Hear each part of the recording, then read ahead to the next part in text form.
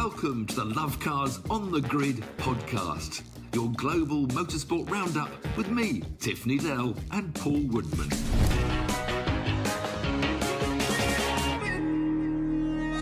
Welcome to Lovecars On The Grid, where we look back on a fabulous weekend of motorsport from all over the world, including Lando fighting back in Austria, Hyundai getting their first win of the year in the Acropolis Greek Rally.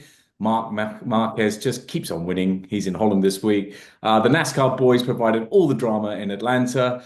But before that, the fastest growing question is who's going to be driving for Mercedes next year? We've got a little bit of sneaky news going on, mostly Formula One related. Who's going to have that seat? It sounds like it's going to be Max. Sounds like George is on his way out. I wouldn't say it was George. I don't know, he's growing and he's growing. George has done well. I would like him or loathe him. He's done very, very well, it has to be said. And Kimi that keeps on, showing promise and then cocking up again. When the car's good and George is up front, Kimi seems to be with him. But if the car's a bit tricky for a weekend, Kimi can't seem to stay with him. Because in qualifying, which I was going to come to later, but he was half a second slower than George around that really tight, small track. And then, of course, he crashes into Max. So he's still a bit of a raw, brilliant talent, without a doubt, and a wonderful young man. But I think if you're going to drop one, I'm sure Kimi would be farmed out. Who else has Mercedes engines? Alpine have got them, and then they've got Bortoleto, who've done really well at the weekend. So I'm not sure who else Mercedes has. Williams, he could be popped into a Williams. They're still Mercedes, aren't they? Yeah. So he says he's going to decide in the summer break, which is after Belgium at the end of this month. So it's 3 months. So it's mid-August, we should know who's going to be driving. And of course, Max having his accident, and now the championship's over. Because all these get-out clauses of their contracts depends on their performance at a set part of the season. So I've no doubt that no points in Austria probably mean that Max is now underneath the points that he could escape his contract. Well, he is, because there was some brilliant memes around over the weekend saying that Toto instructed Kimi to take Max out so he can relinquish his contract. There's some really clever memes going around. But also we got Cadillac and strong rumours that Daniel Ricciardo has been invited to join Cadillac, but he says he's not. Or Perez. Bottas did this. But Bottas is funny and he's very dry, but it's just getting a bit too predictable now. He's sort of walking up to a Cadillac, saying, "Oh yeah, that's a nice seat, isn't it?" And it's just all right, Valtteri.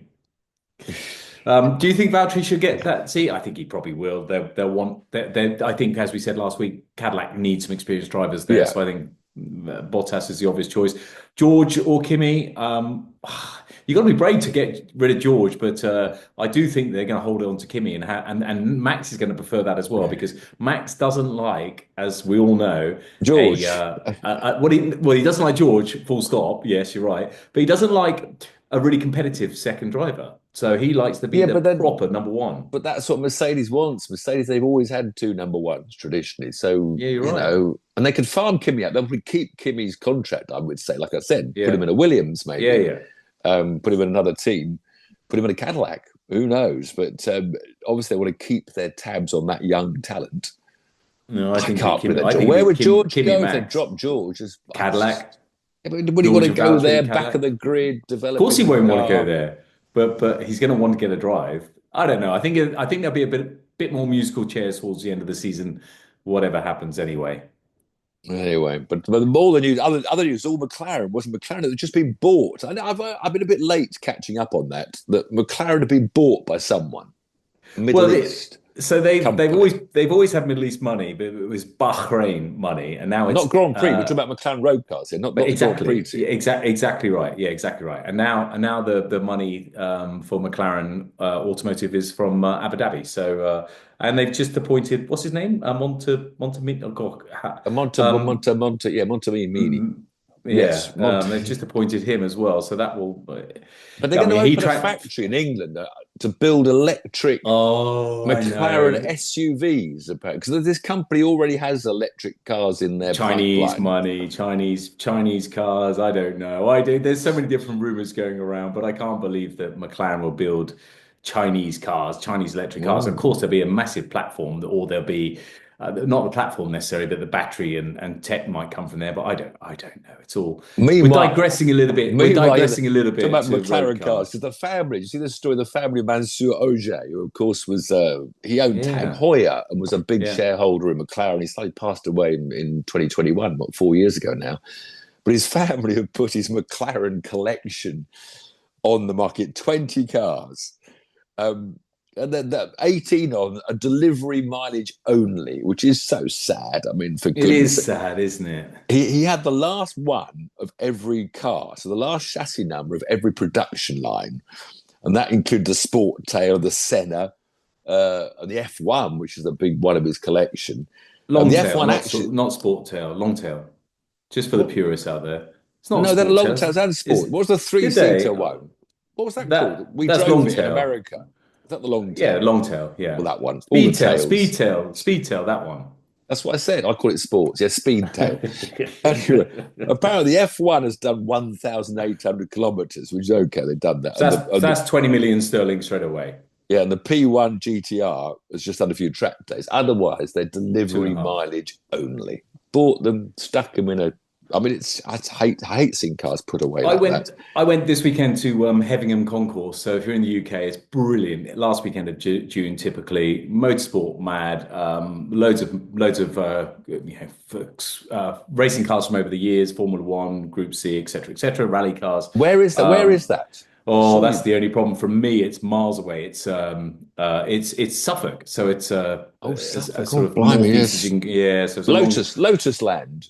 Yeah, Lotus. They're also about to be sent to America in the news, but now apparently today the government's got involved and they're going to keep production in Britain at the moment. Yeah, I know, that's a bit odd, isn't it?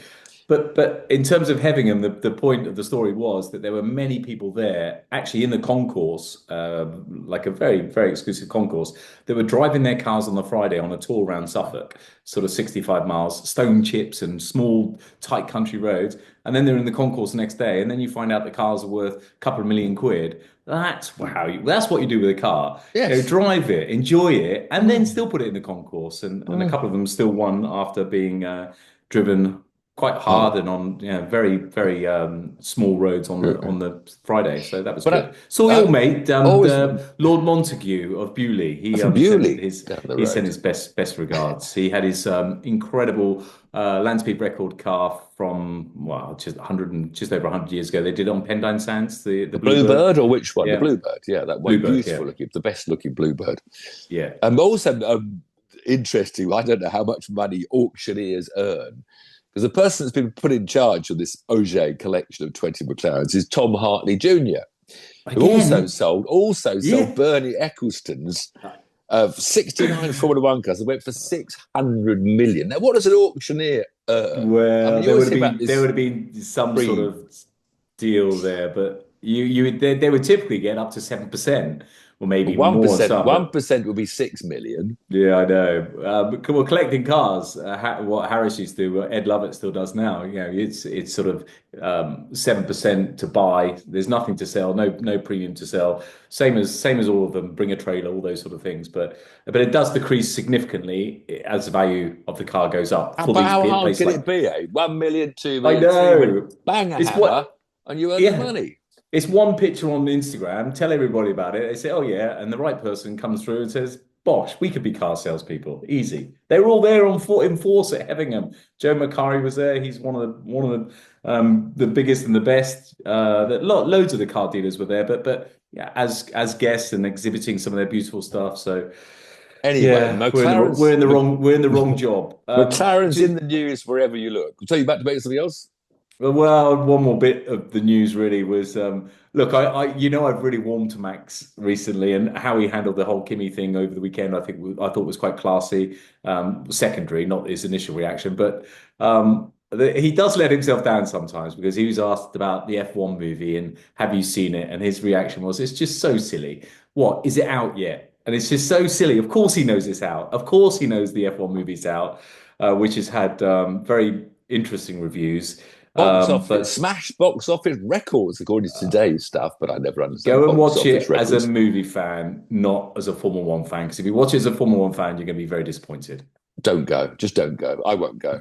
I'll watch it in about 5 years' time somewhere. But I think as a 2.5 hours of casual entertainment, if you don't get upset by all the racing bits, and there are some brilliantly shot racing bits, but the storyline sounds weak. And if you want to go and get your popcorn and sit there for 2.5 hours, it sounds like just a casual film. But maybe they modelled that film on you. A ex-retired Formula One driver comes out of retirement. But you could do it. Anyway, let's get back to year. McLarens. To McLarens. They're in the news not only because they've been bought by someone in the Middle East, but also because they're selling Ogier's collection, but also, of course, because they absolutely flattened everybody in Austria. Finally, we had the head-to-head we'd be looking forward to. Every weekend we were saying, there was a head-to-head in Canada, but of course, Lando qualified badly, was catching up throughout the race before their infamous clash. And this was just a tense, hour and 45 minutes, whatever it was. I think Honda was saying, not Honda, Red Bull, Horner was saying he can't believe this. It proved their huge advantage because he said that Oscar was able to sit in the slipstream for 25 laps, 50 laps without tyre deg. And they seem to have this ability to keep their tyres competitive, whatever the temperature, whatever the deg, or whatever's following. Then one moment Oscar overtook him, didn't he, into turn 4, the stupid turn 4, which, it's just too tight. It's just such a stupid corner with massive runoff. There's lots of overtaking there. I know, but bad overtaking. It's just lunge overtaking. All the overtaking force the other bloke off the track 9 times out of 10. Well, because over the weekend, if you watch the Formula 3 race and the Formula 2 race, all 3 races, just clumsy overtaking. And always incidents there as well. Yeah.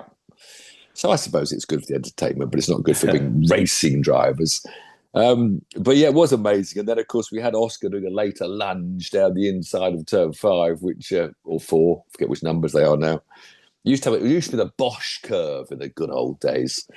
And that was so nearly took them both out. I think now it's 1-1 in the stupidity, rash, papaya rules that they can be worried about.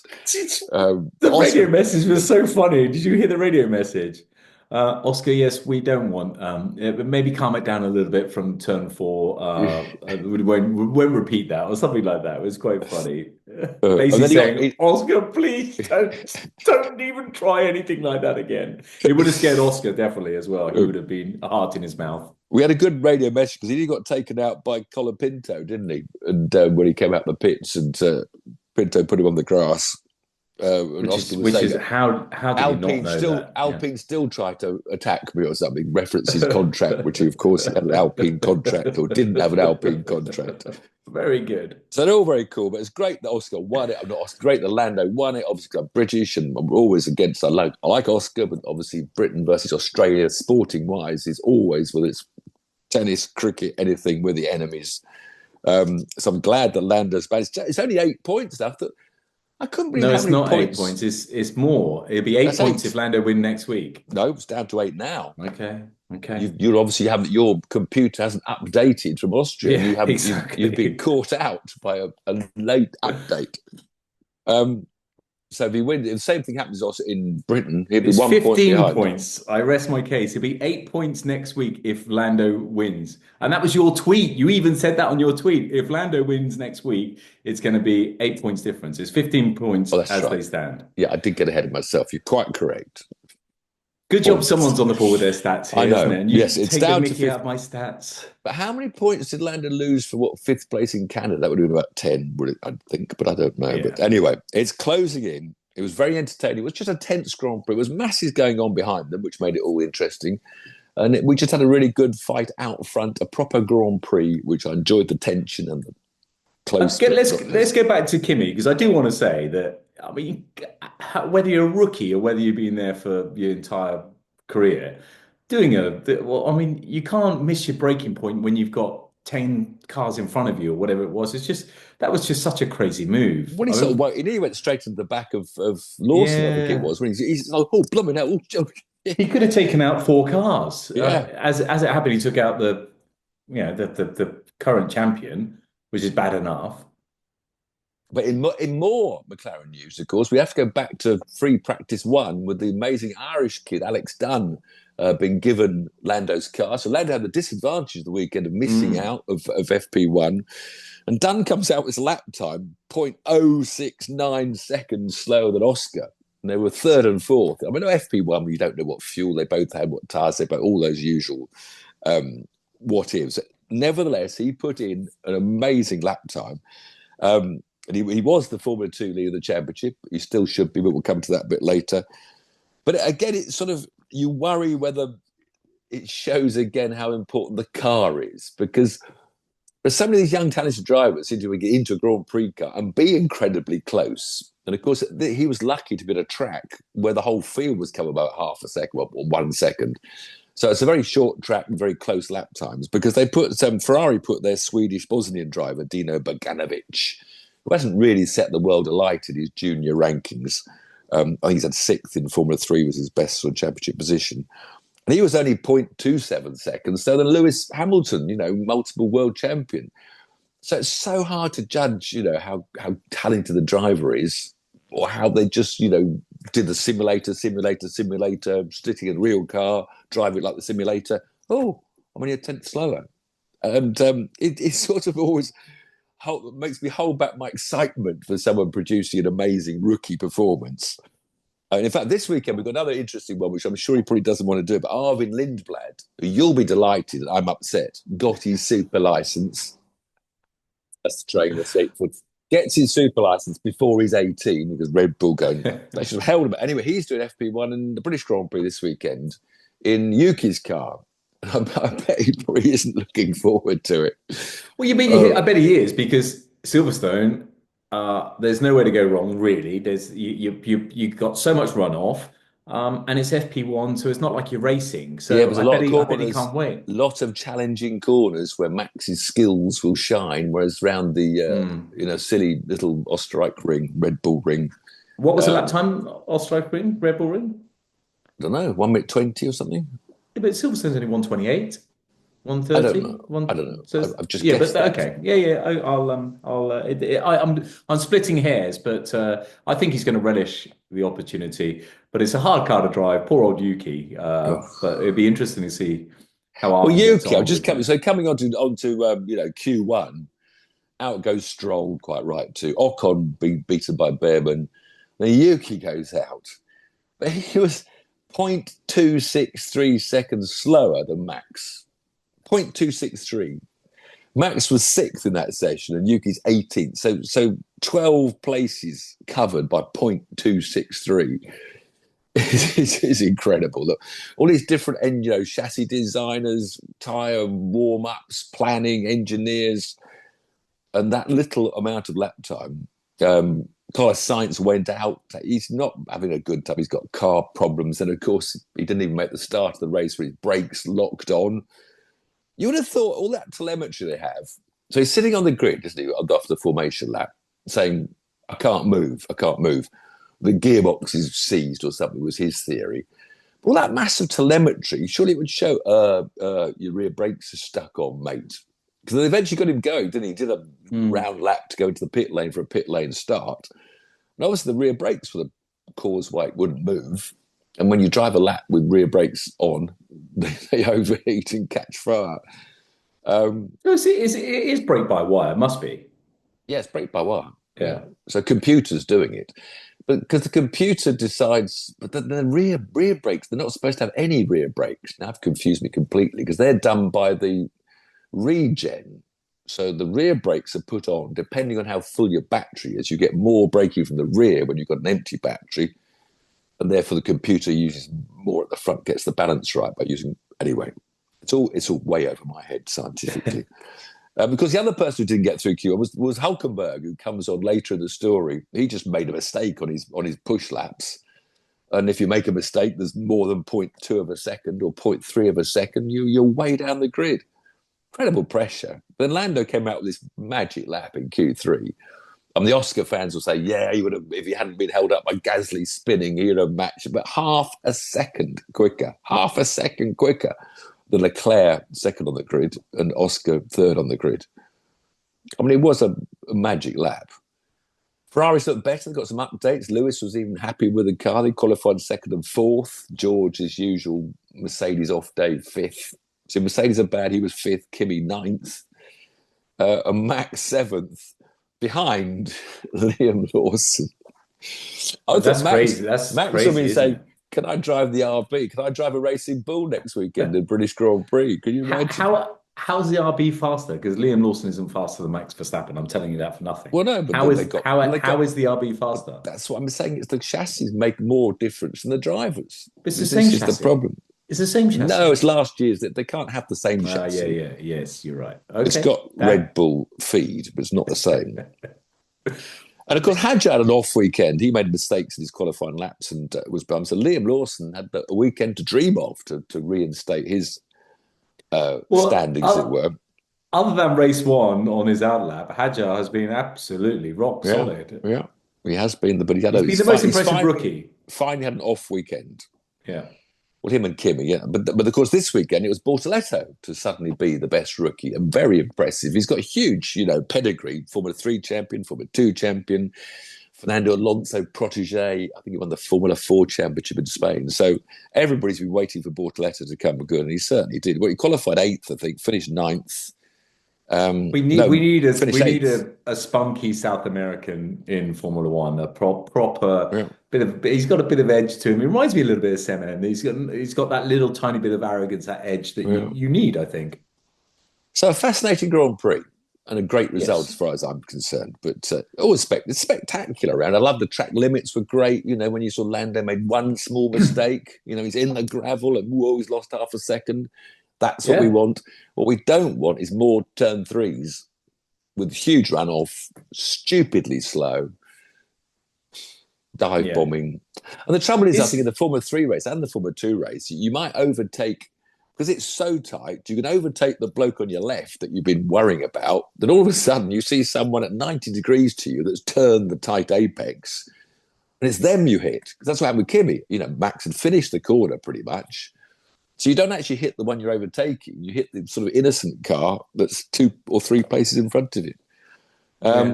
So Formula 2 and Formula 3, again, lots of crashes. Just before we go on to Formula 2 and Formula 3, just wanted to clarify the fastest lap at Austria was 23.4, and the fastest lap last year at Silverstone, obviously because it's this weekend coming, was 28.2, so less than 5 seconds between them, because it does seem a lot shorter, doesn't it, Austria? But there's not much in it. Well, less than 5 seconds in it, but I guess it's surprising, isn't it?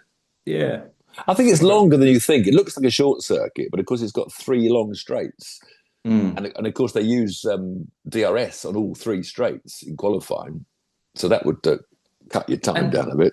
And my last point about the Grand Prix before we move on to F2 is Lando, and I don't want to knock him because I'm so pleased, as are you, that he's come back this weekend and he was fastest all the way through. He got the clean sweep with everything, but making mistakes when you're out in front and you haven't really got any competition, that's not a world champion type trait. Come on, tiny half a wheel in the gravel once. Come on. Under that sort of pressure. No, it's not. Lewis Hamilton wouldn't do that. Max Verstappen has spanned a couple of times in front, bizarrely. If you remember, I bet they've all dropped a wheel because the track limits was so tight. You had to be right on it. All right. Sorry, Lando. Lando fans. Way too far. Formula 2. Formula 2 and 3, it was all about the planks. It was all about the planks. It's bizarre that they don't wear out more in Formula 1. This rule that was it Lewis got thrown out somewhere, didn't he, a few Grand Prix ago? But poor old Alex Dunn, who'd done this amazing session in his Grand Prix car. He qualified badly in 7th place, saying that he couldn't make himself brake early enough he couldn't outbrake himself. He just got used to the Formula 1 car braking so late. And he climbed up from 7th on the grid to finish a really good 2nd, which would have increased his championship lead. But he got planked. He'd worn his plank out. So the race winner, Richard Verschoor, has overtaken him in the points in Formula 2. And Verschoor is one of these guys that's been around forever. But he's maybe not always been in the best team, maybe not always had the best chassis. But it's his 5th season in Formula 2. He's only 24, but, I bet all the journalists and the teams, they're pretty written him off. Oh, gosh, too old. He's been around for 5 seasons. But, maybe he's finally getting into a chassis that suits his style. He was sixth of the points in 2023, won the Macau Grand Prix, so the talent, that's a huge driver talent. Anyway, so Richard Verschoor now leads the championship, the Dutch driver. Spain's Pepe Marti won the sprint race, reverse grid thing. He's now won 3 of those in the last 2 seasons, but never won a feature race. That was the Formula 2 story, really. Great win for Richard Verschoor and a great disappointment for Alex Dunn getting disqualified. And then the winner of the Formula 3 race, the Belgian Nikola Tozolov, was also disqualified for his planks. So obviously, I don't know why Red Bull Ring does planks more than other circuits. But he was knocked out, which would have put him up to second in the championship, but he's now still third. The curbs are big, so I don't know whether they're bigger than usual, but a couple of times when they thought they hurt their cars, so I don't know whether that's going to damage their cars. So because Albon thought he damaged his car, didn't he, when his car lost, and Sainz, I think, thought he damaged his car. In fact, he did. It's that turn 1 that's got a sausage curb, which they quite often completely straddle, don't they, sort of toboggan along the top of it, which would definitely do your planking. The sprint race was run by James Wharton. It's a very talented Australian. Again, gone right off the scene this last year, hasn't got into a good team. He finished second in the Formula Regional Freca last year, behind the Brazilian that's leading the championship still, Rafael Camara, who had a bad race, 5th. So, good news. I mean, Wharton, he won the reserve grid, having been 12th fastest in qualifying, so got the pole position. But then he's finished 14th in the feature race. So whilst everybody says, a new winner, you're a Formula 3 winner, I know that James Wharton will go to bed thinking 15th in the feature race, 12th in qualifying. That's the real world, with all the commentators saying he's the 18th Formula 3 winner this season. Yeah, but only about 5 of them won the real races. But great entertainment. I mean, did you see that car rolling over the top of another car? I know, crazy. Stupid, silly turn. It's a silly track, I'm sorry, but it provides entertainment. The Halos are good, aren't they? Halos are really good. The safety on modern cars is just phenomenal now. I suddenly thought, although the Halo gets another big tick, as that car went over in slow-mo, I thought, flipping hell, he was lucky that the camera didn't go through the gap in the Halo. See what I mean? Because that would go through. But you'd imagine that would come off relatively easily. Yeah, it shouldn't damage a helmet, no. But I suddenly thought, great Halo. Oh, but what about the camera that sticks up above? So spectacular crashes, but fortunately nobody injured, and the racing went on. So then we go off to rallying around the world, the Acropolis Rally Greece, which is, as always, was just a survival thing. So many people had punctures, a few people clobbered the big rocks. But finally, Hyundai, they haven't won since October last year. They usually have more troubles than anyone else in these rallies, but Ott Tanak came through to win in all the heat. They were all fainting out of heat. And his teammate, Adrian Fourmeau, was third, so had a good weekend for Hyundai.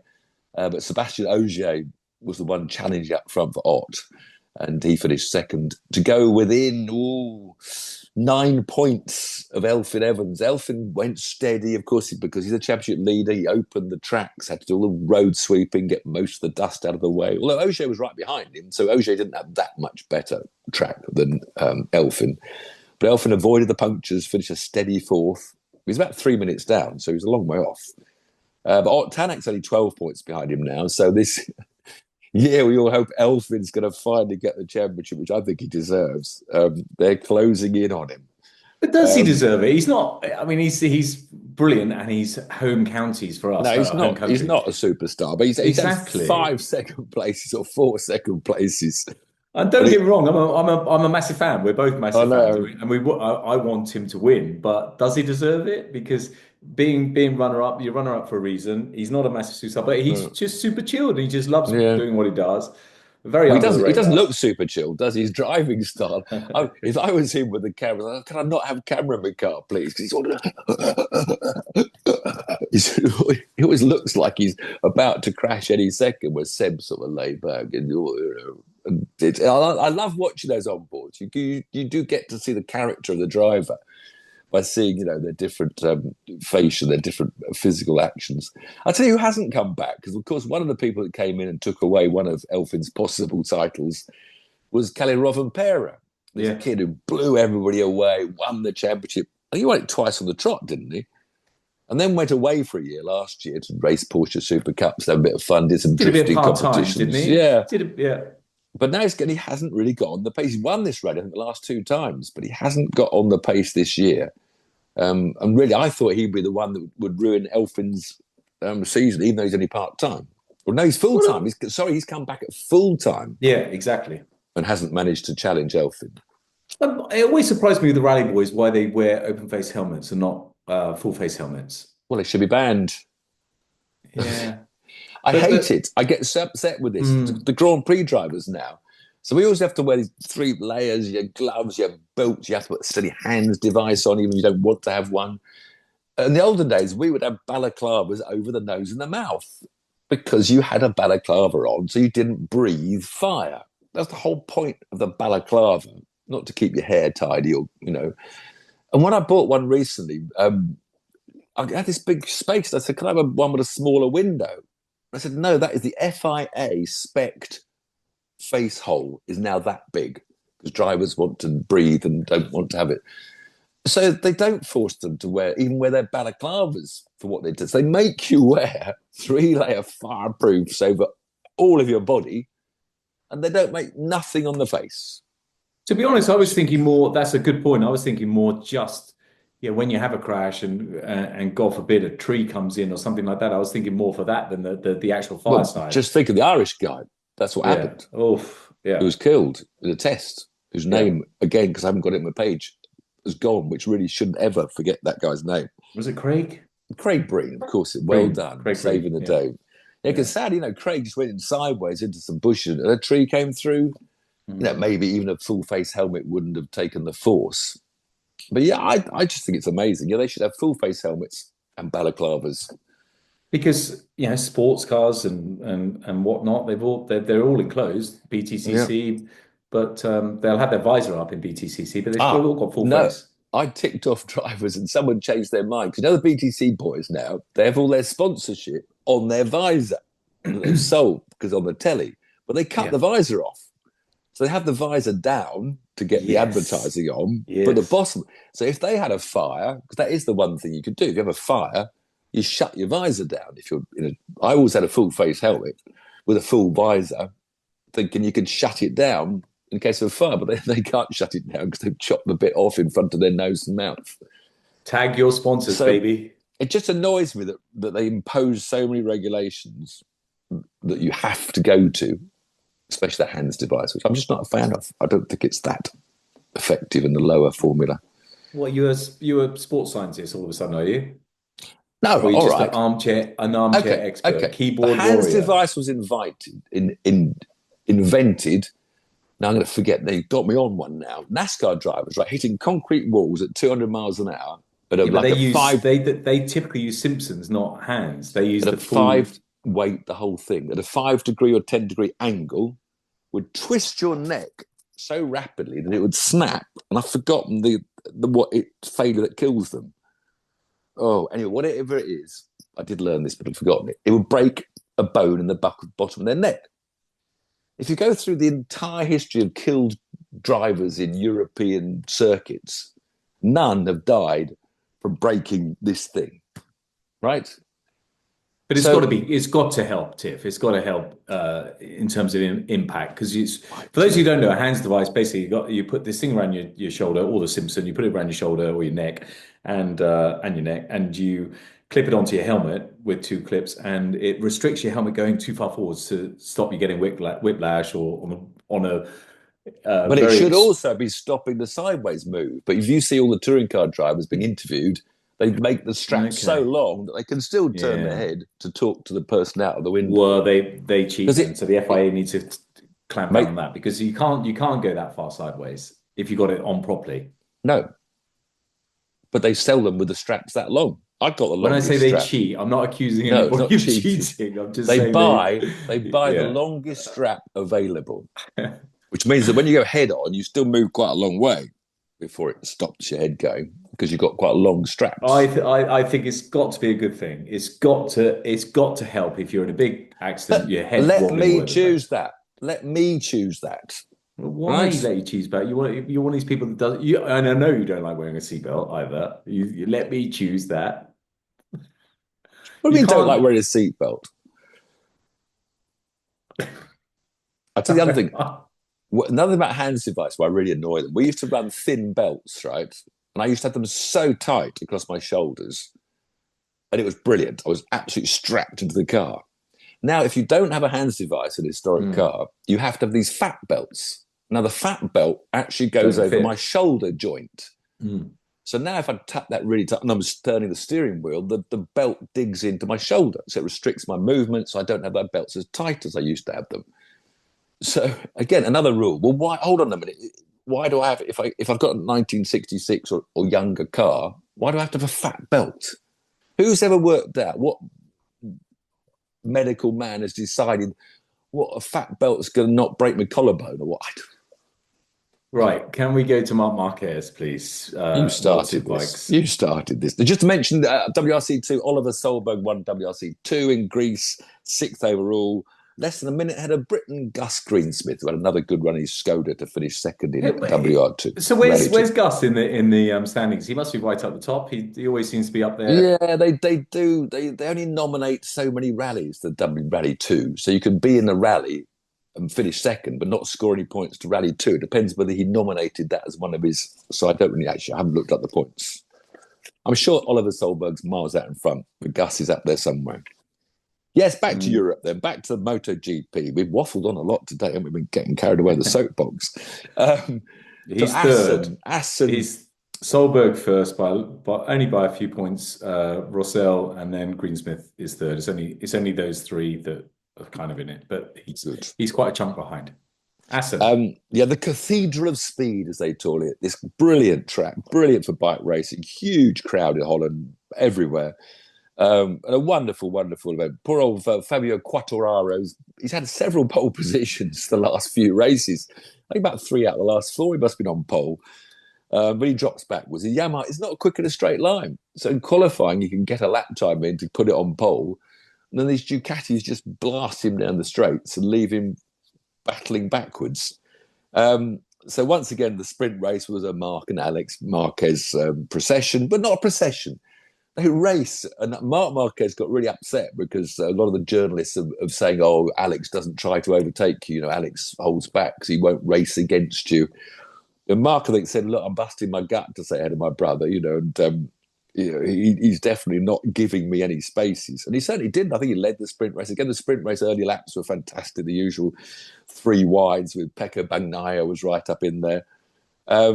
But of course, Mark actually qualified 4th because he had 2 huge shunts in qualifying and testing, Mark. He does batter himself. He just rides on the limit always. Watching both races, he started 4th.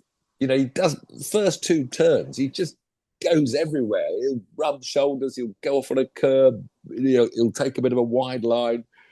He's a real racer's racer, Mark Marquez. So Alex came second. Bagnaia, I think he dropped back to 5th. Still not on the pace in the sprint races, or he's qualifying better. Aprilia had a good round because Marco Bezzecchi was 3rd in the sprint and Gianantonio was 4th and Ducati ahead of Bagnaia. Then the Grand Prix again, but fabulous battle early on. There was 5 riders in a pack, including Pedro Costa, who was having a good weekend on his KTM. But then we had this turning point, probably the whole championship, the whole year, when it was Alex Marquez. He dropped back I think he led a bit, then dropped back to 2nd and 3rd. He was back in 5th. He came up the inside of Pedro on a long left, and Pedro wouldn't give it up. He was hanging up. They were leaning on each other, and Alex is pushing him wider, and Pedro's leaning on his leathers. And they went to turn to the right. And it's amazing. Look on the onboards. Both front wheels are now. They showed all this in slow motion. So both front wheels are in the air. So almost haven't got much steering. They're just steering by their leaning. So now, which always amazes me. Oh, no, I know. So ballsy. But Pedro was now maybe a shoulder and a half ahead. Well, maybe about 1 foot ahead as they went to turn right. And as they did so, and Alex was leaning into Pedro came up out of the corner. I think it was his knee or his thigh just caught Marquez's front brake. And with his wheel in the air, of course, the wheel locked while it was in the air. So as soon as it touched down, it was locked and poof. And he went down 100 miles an hour, hard. and has broken his wrist, I think it is. So he's off straight to the great medical maestros down in Spain, and he's got 2 weeks till the German Grand Prix. He'll probably be there. I know, that always amazes me as well. Well, I might have a little bandage on my wrist, but so that took Alex out of the race and maybe out of the title fight. We'll wait to see. He was never in the title fight. What are you talking about? Alex. He was never in the title fight. Yeah, exactly. Well, he's second in the points. Well, hang on a minute. What's been happening? What's the trend that's been happening all season? Mark's won every time, even if Alex is in front. Mark's missed a couple of races. He has a couple of retirements. No. Well, he's still second in the championship. It's the only title race. By a country mile. Here's a question about... Go on. Has Marc Marquez been declared champion for 2025 Well, pretty much now already. No, not. There is still a championship fight. So out of I'm glad you said about the championship, because bear in mind that the Frenchman Quartararo is 11th place. How many people in the top 10 are not French or Italian? One, Zarco. And I thought Quartararo was ahead of him. So all the top 10 is just dominated by France and Italy. We've said many times they have the right setup for two wheels. That is for sure. Well, Pedro's Spanish or Portuguese. Pedro's coming. Costa? Yeah. You're saying Italian? Spanish or Italian? Spanish. Yeah, Pedro's Spanish. Yeah. Spanish or Italian. Yeah. Yes, I know. It's a shame that they start so much younger and they do progress. It's not a shame. It's good for them. But we had a Brazilian winning Moto2, his first win. So that was a good result for Diego Moreira. So it was a Brazilian winning GP2. When both the Brits in Moto2 and Moto3 had better weekends, because Jake Dixon was fourth, and we had a very low patch the last few races. And Scott Ogden was seventh in Moto3, mainly because he was on the back of Scott's now got to the stage where he can follow the leading pack, which he did at Mugello.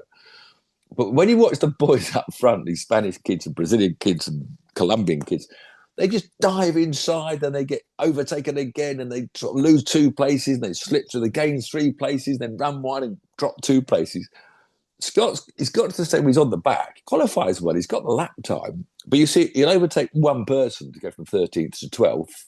And then straight away, back past Scott, he's back to 13th again and he's sitting on the back of the pack. And he'll make one little move. But he doesn't make one move, then another move, then another move, which these other kids do. They just charge through. Amazing bravery and boldness. But there was this big shunt going through the tight chicane going on to the penultimate lap, I think it was, when one kid went down and he got run over his rib area. Luckily, not his head or his legs, but, well, rib area is not exactly a safe place to be run over. He was he was stretchered off, sort of moving, so he wasn't unconscious at the time, and about 2 or 3 other riders went down. Really, really nasty moment, which helped Scott get up to 7th, to be unfair to Scott. But he ran a good race, but he's just got to start now going in. Yeah, but that's his style, isn't it? They obviously teach them a different style, so they teach the British boys. Although all the British boys, the young ones now, they all have to go to Spain to do their training anyway. That's where they all go. There's no program really set up in the UK for it. But the Spanish winner of the race and championship leader, the British commentators were not happy in qualifying. And this is the sort of thing goes on. So I'm completely anti Jose Maria, who's probably the most talented rider. But in qualifying, and he apparently did this Mugello as well, he gets the pole time. He's told that on his screen by his team. They're in a pack because they always go out, following each other to get the toe, to get the quickest lap times in qualifying. And twice during this session, when he got to the top, he then ran off and ran into the gravel. Now, it's got a huge tarmac area. And as soon as it bikes in the gravel, yellow flags come out. So twice. That's naughty. And the British commentators were saying he's got to be black flagged. They've got to make him pit lane start. They've got to put him at the back of the grid. But the stewards, to be fair, they actually explained their thing that you can't prove he wasn't in such a bad state that he had to go off into the gravel. It's hard to prove it. But they've said to him that you've done this at other tracks. You keep on doing this blatant cheating. But only when he has pole position. Yeah. Once he gets good lap time in, he wants to screw everybody else over to keep the pole position. That's naughty. So, but the British, is French, one of our, not Sky, TNT commentators, along with Susie, was saying it's just horrendous. It's just really bad way to, to act. He's a Red Bull junior, so you would have thought Red Bull would put some pressure on him to. Maybe from now on he won't ever do it again. But these things that go on, things that go on in motorsport. But I mean, hugely entertaining weekend. Assen, even though Marquez won again and again. But it's like watching a Schumacher or a Verstappen or a Jim Clark or a Senna when they're in their prime. And if he's on the best bike, which he is on the best bike, he's going to keep winning.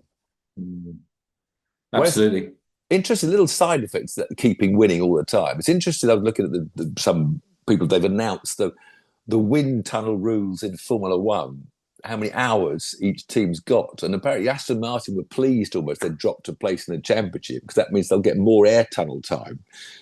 And it's a bit contrived to allow the people at the back to try and catch up by giving them more time to develop. Because there's, new regulations for 2026. The air tunnel time is going to be wind tunnel.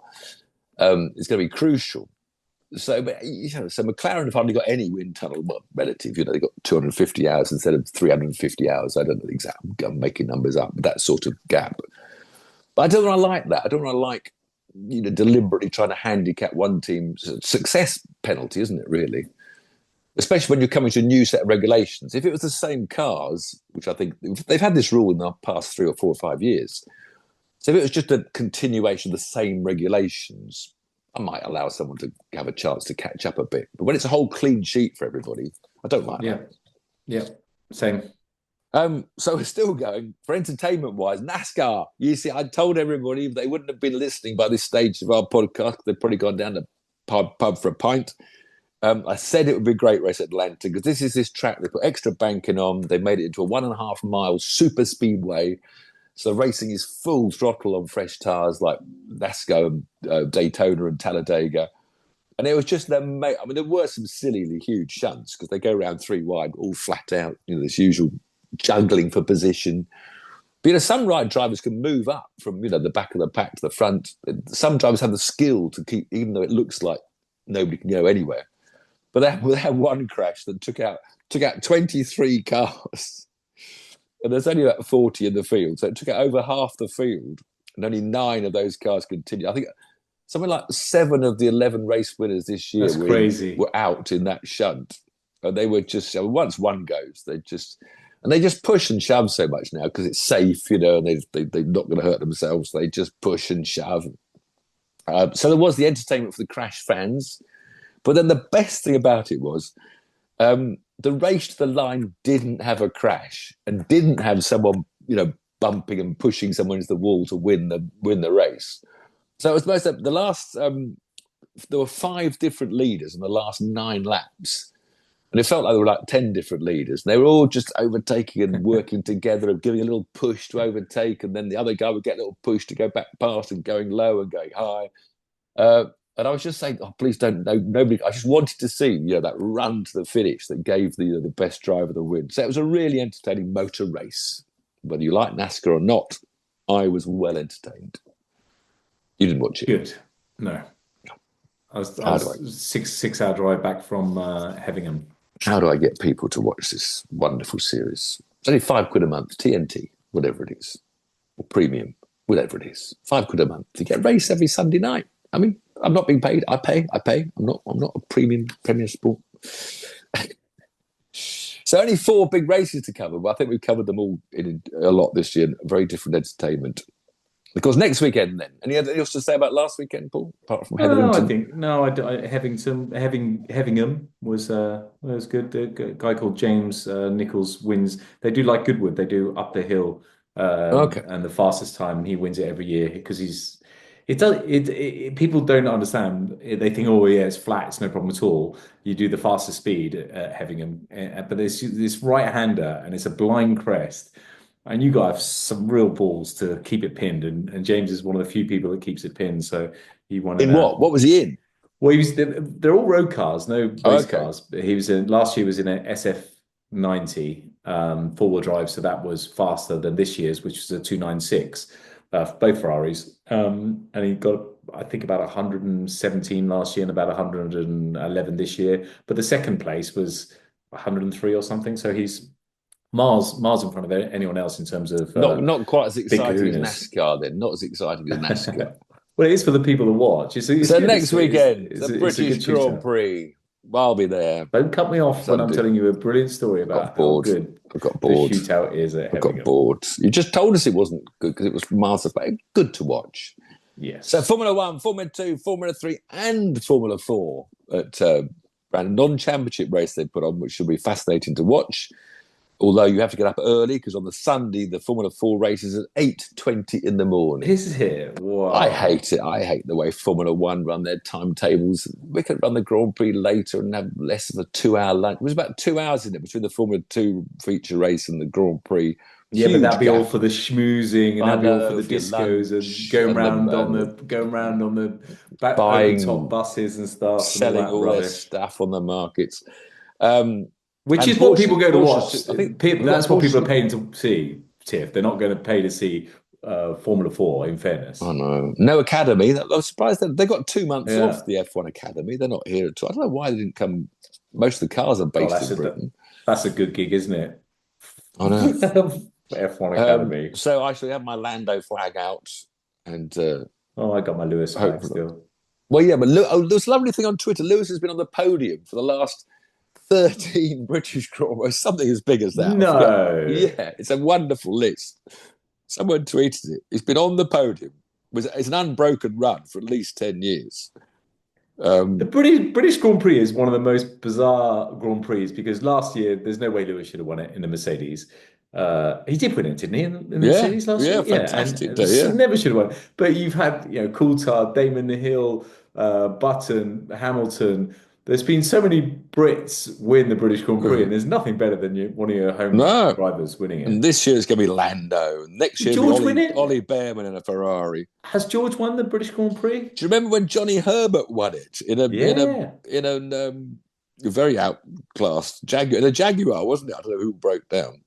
Why can you never I told you this story. I interviewed Johnny Herbert once, just bizarrely, and he had a fan club.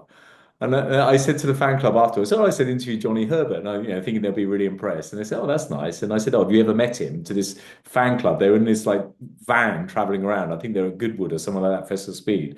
And I said, I've interviewed Johnny Herbert, And I said, have you ever met him? He said, yeah, we're his parents. No. Yes. I don't know what Johnny's mum and dad. I know. Brilliant. Absolutely brilliant. Was he a small I can't remember. They weren't. They definitely weren't big. But lovely. And Johnny. Let's remember that Johnny Herbert was one of the few people that stood up about that Abu Dhabi malarkey. Yeah. He was one of the few that put his neck on the line. I know. Criticised for Verstappen, gets sacked. Why can you never find something that's any good? I know what's coming up next week as well is British Superbikes at Knock Hill. Yep. It would be mega. Tiny track, lots of jumps and whoops and blind corners. Well, not blind, but that'd be brilliant seeing the British Superbikes around there.